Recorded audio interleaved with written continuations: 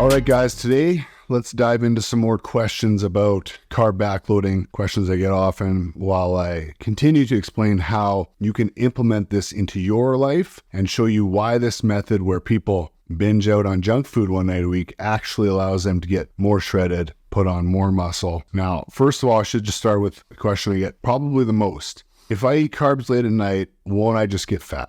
And if you're like most people, you've probably heard the old wives' tale that the worst thing you can do is eat at night because those calories won't be burned and you'll just store a bunch of fat. And people often raise this concern when they hear about carb backloading, but this isn't actually the reality. And it's especially not the case when we follow a right or a correct carb backloading strategy.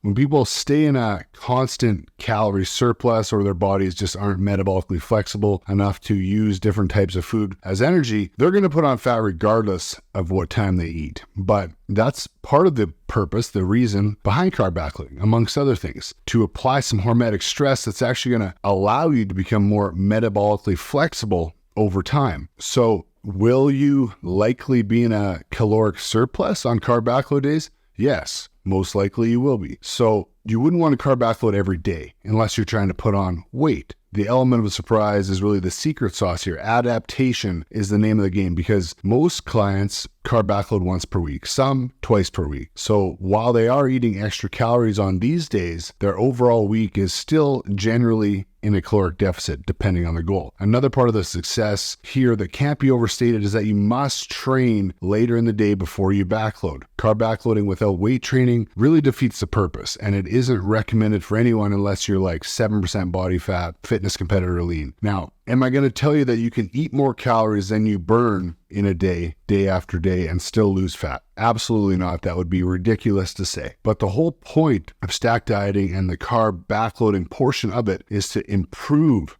metabolism, increase lean muscle mass, and really just increase our overall metabolic flexibility, our daily burn, which is the main reason why 99% of traditional diets fail miserably long-term, because they don't do that. Instead, they just look to reduce calories, try and increase workouts, increase activity. And it's not a stretch to say that traditional diets make the body less metabolically capable than when you started the damn diet. And it's a big reason, there's a big reason that happens, and it's a lack of healthy hormetic stressors. Proper workouts, the correct type of workouts, strategic fasting periods, carb backloading, carb cycling. These are all types of stressors we can use to combat that, because when we don't give the body reasons to adapt, to become stronger, to become better at burning fat for fuel, the old default human hardwiring is to do the opposite. It's to make you fat, lowering your energy output, lowering metabolism, because your body thinks that that's what's best for survival. The only diets in the world that are capable of working long-term forever are the ones that can reprogram the body to want to stay lean and want to build or sustain muscle mass instead of storing fat. And most diets simply don't do that. They signal the body to burn off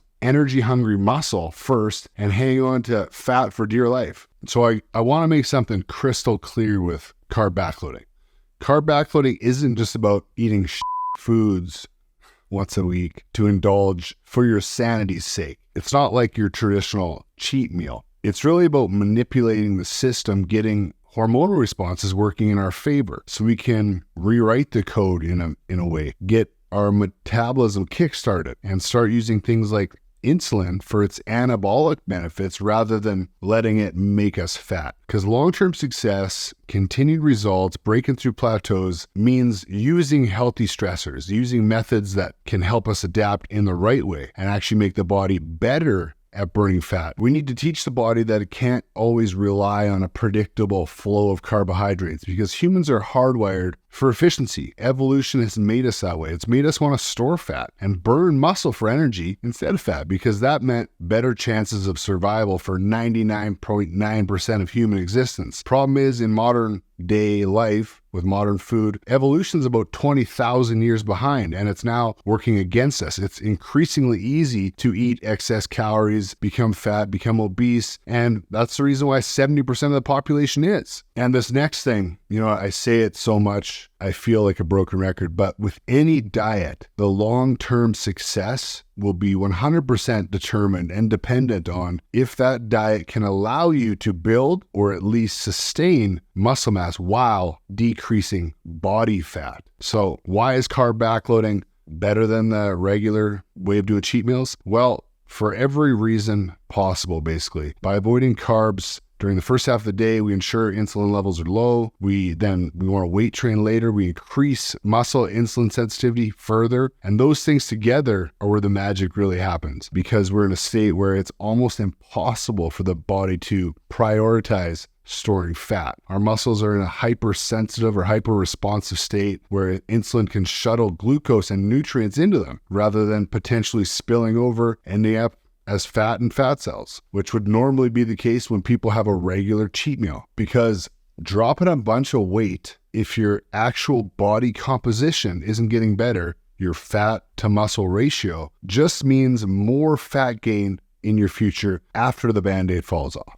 And I'd say the biggest key difference here between carb backloading properly versus regular cheat nights or cheat meals is that we're depleting muscles of glucose from a day of avoiding carbs, sugar, glucose. Then by working out while we're already slightly glucose depleted, we are priming the body even more for insulin to transport glucose into thirsty muscles after training. It's the weight training and increased insulin sensitivity that make the muscles 10 times more capable of absorbing and transporting all that sugar, glucose from all those delicious carbs. We're basically ensuring first that muscles are at their peak state for glucose absorption, when fat cells are also most dormant. So by saving your carbs until after training when they're depleted, then cheating with foods that spike insulin that normally would be thought of as unhealthy foods, not good for us, we're actually creating a very anabolic environment, a muscle building sweet spot where we can build and recover faster while also being much less capable of storing fat at that time. The thing is, the way that most people are dieting or they're eating, the typical North American lifestyle centered around steady carbohydrates all day, every day, it completely impairs fat utilization because insulin is chronically high. And these high insulin levels also drive up cortisol, which further tells the body to store more fat. Does this mean you shouldn't eat carbs at breakfast or carbs should be avoided always? Absolutely not. But it is a double-sided answer because I love carbs. My body thrives off them. And in most cases, for most people, when we actually fix the insulin resistance problem, their body responds well to carbs too when timed properly. They're absolutely critical for optimal performance, for building muscle, but timing is the real key. But now I would say carbs first thing in the morning, most days for most people, is not the best idea. And carbs should not be the focus first thing after waking up. Protein should be and fat should be. When you eat a heavy carbohydrate breakfast to start the day, whether it be oatmeal or pancakes or Starbucks pumpkin spice latte or breakfast sandwich, as soon as those carbs hit, you're taking yourself out of that optimal fat burning state you started the day in. Insulin is released and you've hampered your body's ability to burn fat for the rest of the day. But when you do it right, you really do see your body melt fat away faster. You build muscle faster. Metabolism picks up. Things start, momentum starts working in your favor. All as a result of eating pizza and ice cream and candy and bagels and muffins, things that you would think would never be good for improving fat loss. But it's actually kind of crazy because it's absolutely true.